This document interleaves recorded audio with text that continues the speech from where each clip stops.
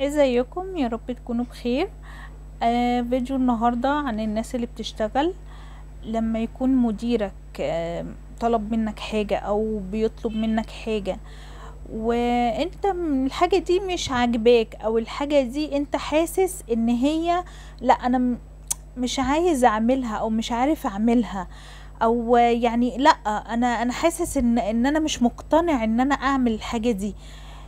ممكن في حاجتين، ان انت ممكن تتكلم معاه في الموضوع ده وتقول له انا مش مقتنع ان انا اعمل كده، وتاني حاجة ممكن ان انت تعملها وتسايسه، يعني خده على قد عقله. يعني لو هو طبعه وحش او شخصيته مش لذيذة كده معاك يعني، وانت مش بتستريح له، عايز تحط حدود بينكو، مش عايز تتعامل معاها كتير ومش عايز ممكن ان انت تسايسه وتاخده على قد عقله وتعمل له الحاجة اللي هو عايزها، لان الكلام معاه مش هيفيد بحاجة. الكلام لو انت ناقشته في الموضوع اللي هو طلبه منك اللي انت مش مقتنع ان انت تعمله، الكلام هيوصل لحاجات كده مش حلوة.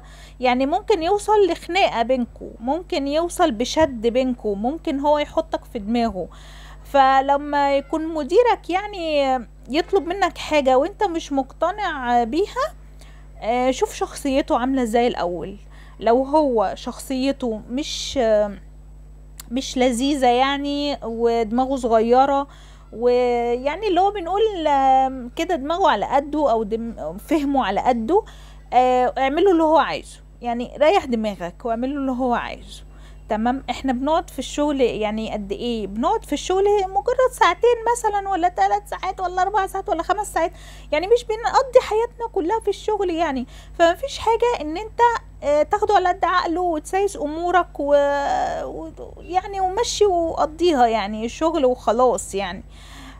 تمام، بدل ما الموضوع يوصل لمشكلة كبيرة وخناقة وشد وحاجات، واحنا في غنى عن المواضيع دي. اما يطلب منك حاجة قول له حاضر ونعم، واعملها له على اكمل وجه. ده كان فيديو النهارده، يا رب يكون عجبكم، ولو شايفين ان هو ممكن يفيد حد اعملوا له شير، واعملوا لي اشتراك او متابعة حسب ما بتشوفوني على اليوتيوب او الفيسبوك. واشوفكم فيديو جديد على خير ان شاء الله، وباي باي.